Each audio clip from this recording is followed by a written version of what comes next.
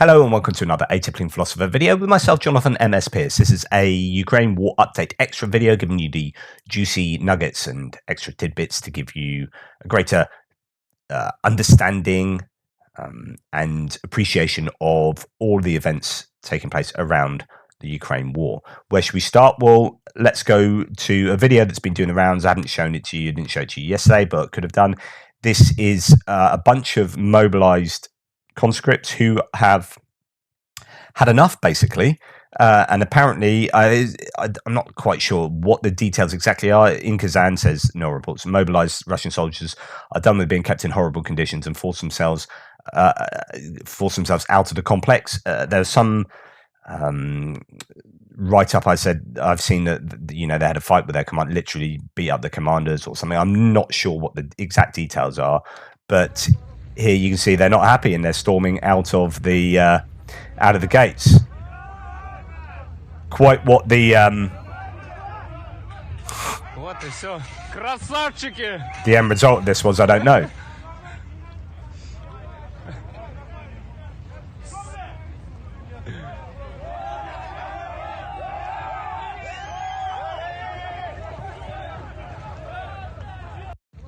And there it cuts out there, but just yet another example of the difficulty that Russia are having with regard to this. In fact, the guy that was found dead, the Russian, I don't know, general, or the guy that was in charge of mobilization, about, I don't know, a few weeks back, was found dead at his house in Russia, I think, or something like that.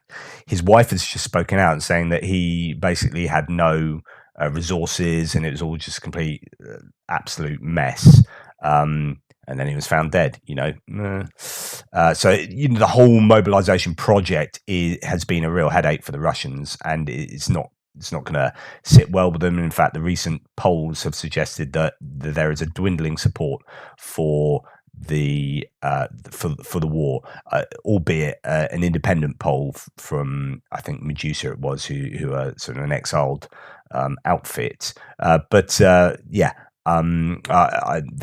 might need to check my details on that, but certainly the most recent poll has shown a dwindling support for the war with the Russian population. So let's move on. This is just come out now, actually. First time I've seen this. So this is from today. It's a Russian Ka-52 attack helicopter somewhere in the east. Has been taken down by anti-aircraft fire or anti-aircraft activity of some sort. You see the helicopter just there. And boo.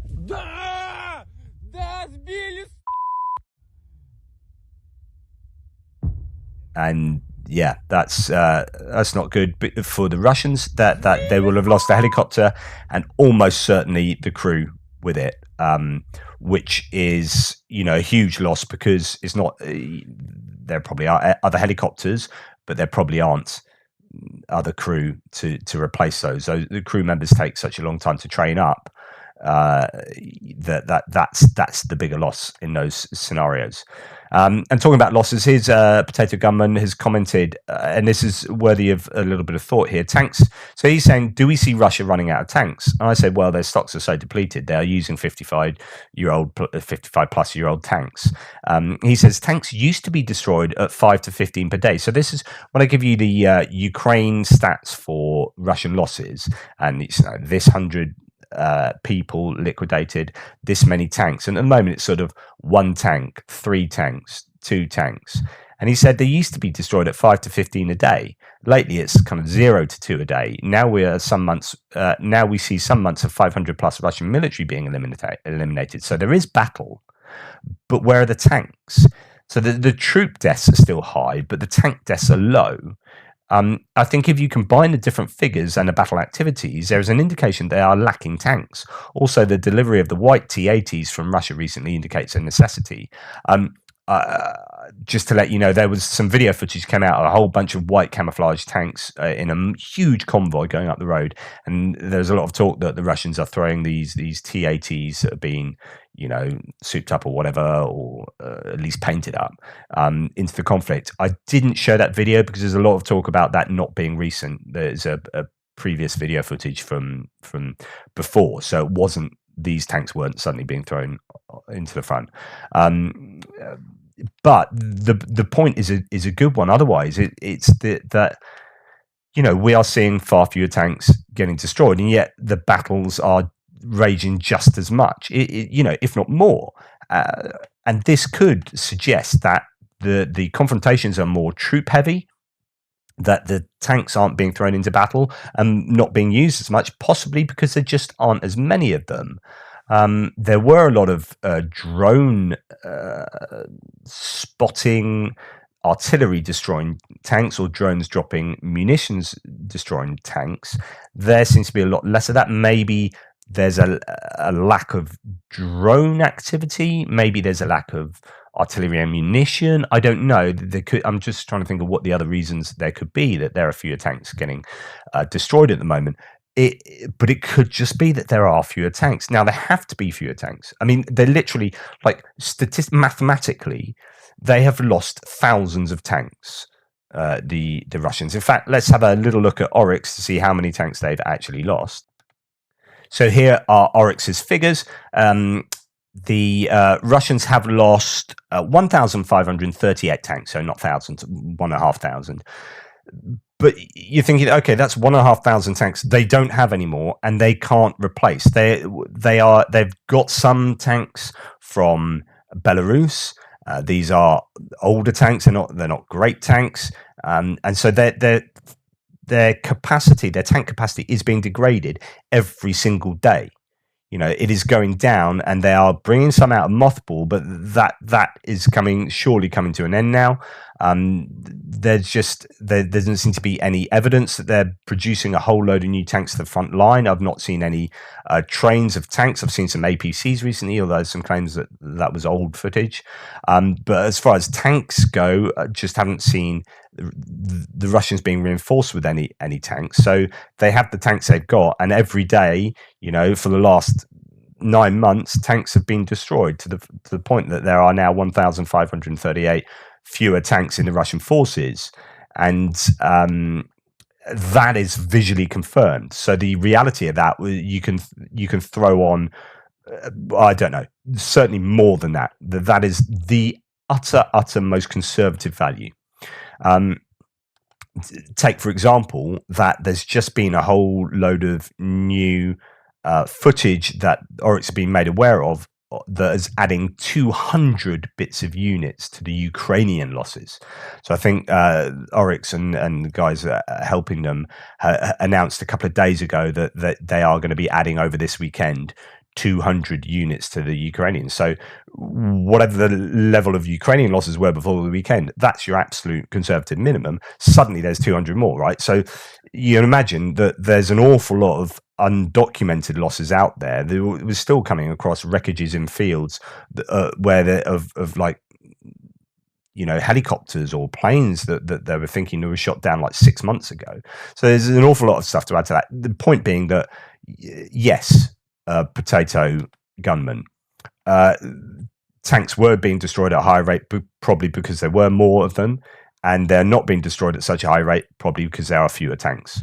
But also maybe other variables, such as them being used in a different way, and battles being maybe slightly different. I don't know.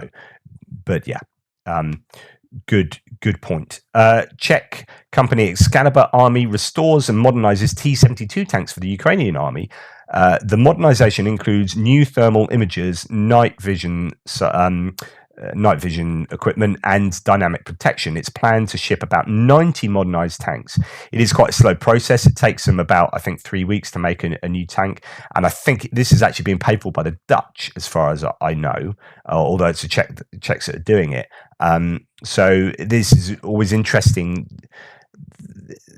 to know that, the headline of certain countries' stats are like, oh, this country's giving X many tanks, this country's doing X. So this might go down as Czech are giving 90 modernized tanks to the Ukrainians. But actually, if it's at least partly, possibly completely funded by the Dutch, then actually, that shifts the the paradigm a little bit and how you understand these stats. Anyway, that's really cool. And this is where the Ukrainians have just been consistently being given those reinforcements, where we were just talking how the Russians weren't, and they are having this constant degradation of their capacity and thus capability, and the Ukrainians are constantly getting more and often better pieces of kit. And although there's the pressure to keep that going, it just means that the sustainability of this war, for as far as Russia's concerned, going forward is, well, it's not sustainable. It's unsustainable, and this is part of the reason why I think just Russia cannot win. Russia loots Ukrainian grain worth $1 billion, according to Bloomberg. So they've produced a report that Russia has plundered occupied territories of Ukraine, looting up to 6 million tons of wheat crop. I mean, that's just massive theft.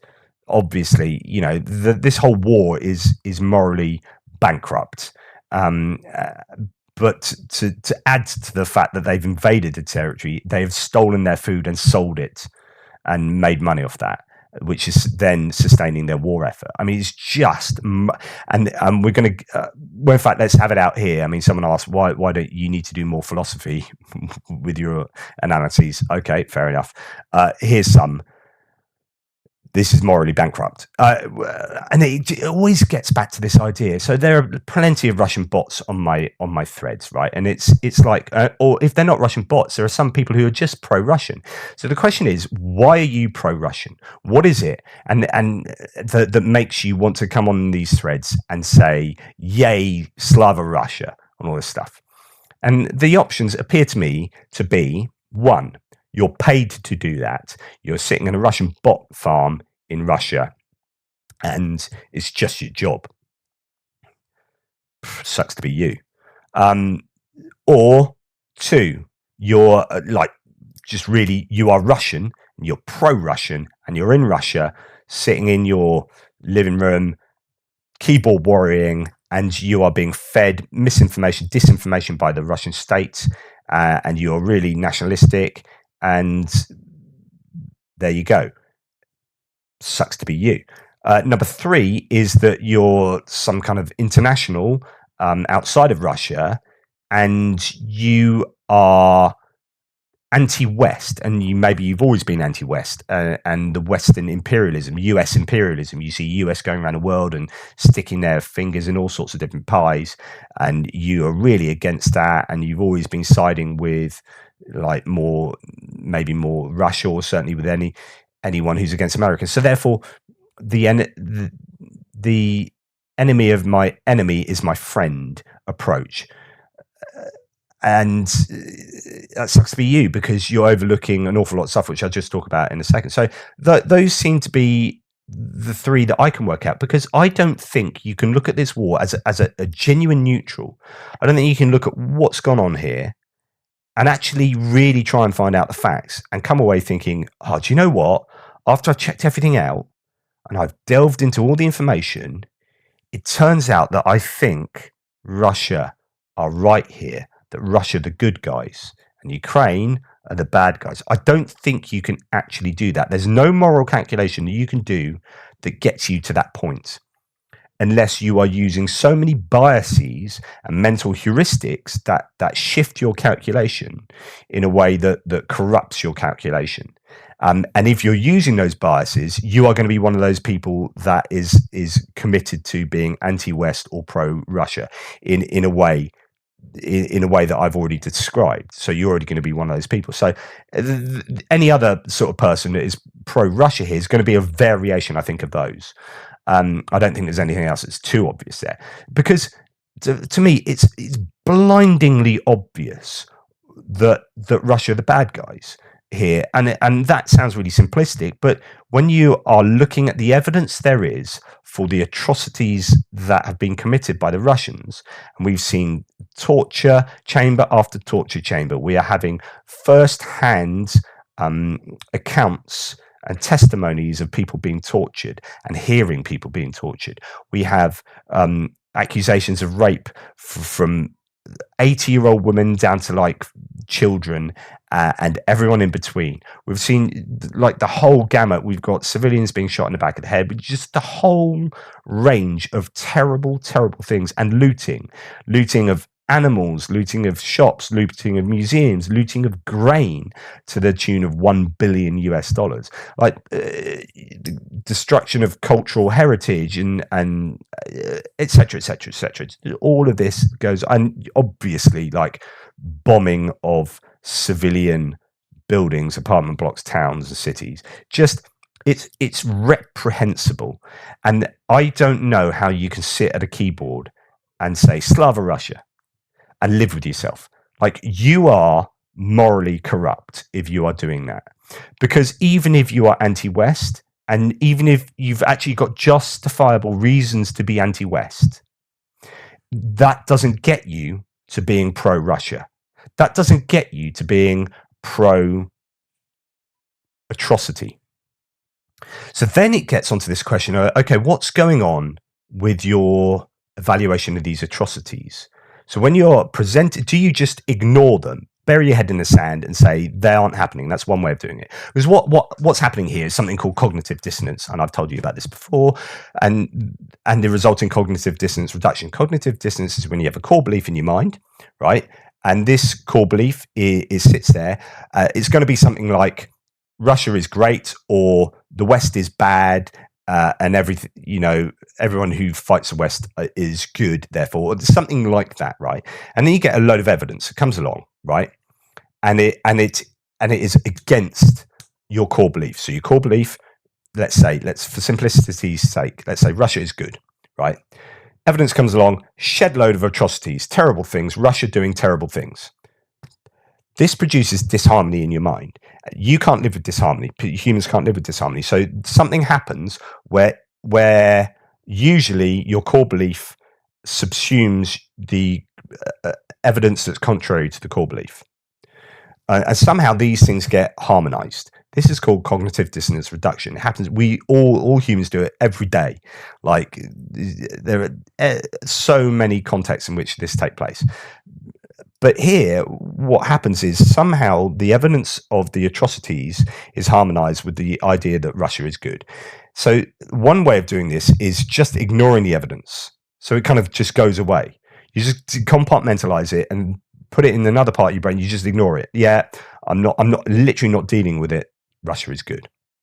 Let's think about this. Another way could be explaining them away, sort of by saying, "Oh, these are all lies. It's the West propaganda. It's disinformation from the West. The evidence goes away. Russia remains." All these different things going on. Very rarely will you get someone that says Russia is good. All this evidence comes along, and the evidence subsumes the core belief, and you end up changing your core belief to allow the evidence to remain, which is Russia have committed 40,000 war crimes. Russia are bad. So Russia is good. Evidence of Russia is bad. I'm going to reject my original core belief and now believe, based on this new evidence, that Russia are actually bad. We don't like changing our minds. We're very bad at changing our minds. We don't like disharmony. We like harmony, and we prejudice our original beliefs a lot more. So there are loads of biases that go into play that facilitate us maintaining our original belief, our first belief. So that's kind of what happens. Now, I mean, let's look at something like conspiracy theories. And yeah, a bunch of you watching this are probably going to be conspiracy theories and have a go at me, whatever. I've got broad shoulders, I can take it. But basically, people that believe in conspiracy theories are believing in the least probable explanation of events. So if you're talking about like denying the moon landings, you're going, okay, like, here's what I think happened. And it's like, well, do you know what? I believe the moon landings happened. And this is the most probable explanation of events, which is they recorded the rocket going up there. Everything that happened is what we think happened. All of the science that went into that, and all the research we've ever put into moon landings, and all the teams that worked on that, and all the recordings we have, and everything is as it looks. Unless I've got a defeated. This is There's something called a phenomenal conservatism, which is a philosophical, psychological position, which is unless I've got a good defeater of my intuitions here, I'm justified in believing my intuitions. But this is even more. This is more than intuitions, because it's like, this is what I'm seeing. I'm seeing the moon landings. It happened, right? That moon landings, 1969 moon landing happened. Now, if you're a conspiracy theorist that denies that happened, you are taking the easily the least probable explanation of events, and you come up with some contorted hypothesis. But the problem is, for that to happen, you've got to have every single person that worked for NASA lying for 60 years, and all their family not knowing about this conspiracy, that it didn't happen, blah blah blah. And the probability of that remaining secret for like 60 years, 50 years, is absolutely astronomically low. Like, the probability of the moon landing being happening is so astronomically low that you are not justified in believing it, but people still do believe it. And it just shows the power of psychology over, assenting to rational evidence.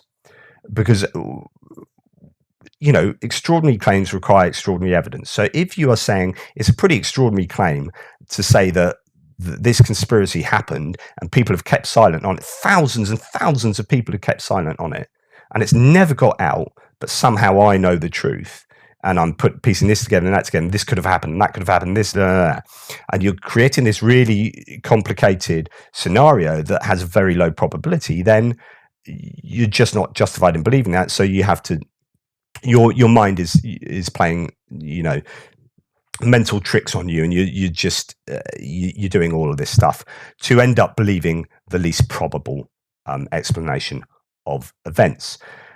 So then let's map this back to the atrocities. Well, if you're going to deny all these atrocities actually happened, then you are going to be having your mind do all sorts of funky stuff to retain this idea that Russia are good. And it's just a big psychological thing as opposed to a rational thing, because you're not rational in assenting to Russia being good. And I'm going to lay that on the line. Anyone that comes on here saying Ukraine Nazis and all this stuff, you are not rational. Yes, I am pro-Ukraine here because I'm a moral human being, and I can look at the evidence, and the evidence is hugely overwhelming that the Russians are the bad guys here. And you can try and justify this all with 2014 and referenda and this and that, which are all problematic claims in their own rights, but none of them do justice to what Russia has done remotely in the 9 months of this war and the terrors that they have committed. So anyway, there's just, I think there's an interesting parallel there with conspiracy theory thinking and assenting to the least probable explanation of events, with what pro-Russian advocates are doing in maintaining the belief that Russia are still the good guys. Let me know what you think. Just the last couple of things really quickly. Here's an example of the Ukrainians. Nice bit of music for you. Ukrainians doing some training. Look at them. These are combined arms. You've got infantry, you've got mechanized units, you've got them working the correct ways, which is, running behind their units, taking cover. But these guys are also looking out to see what the threats are to both them, but also to the vehicle in front of them, and then they can take it out with ATGMs or whatever. So this is doing proper training that we just haven't seen from the Russians. I haven't seen it at all from the Russians. They just haven't done combined arms training at all. Oh, look, I was going to talk to you about a paper on conspiracy theorizing, but I didn't. Anyway, so that's the end of that. A lot of me waffling on about morality, but there's just no way I can even remotely accept that pro-Russian advocates are warranted in being so vehemently pro-Russian when there is so much evidence for the wrongdoing of Russia and Putin and the Russian forces. Anyway, thanks for being patient and still being here. Please like, subscribe, share, especially as this is a growing new sub-channel. It's really important that you subscribe to this, and if you can help out my channel any other way, there's always Buy Me a Coffee, YouTube thanks, PayPal, and all those things. And thank you so much to all those who have done that so far. Toodle pips, and I'll check in with you tomorrow.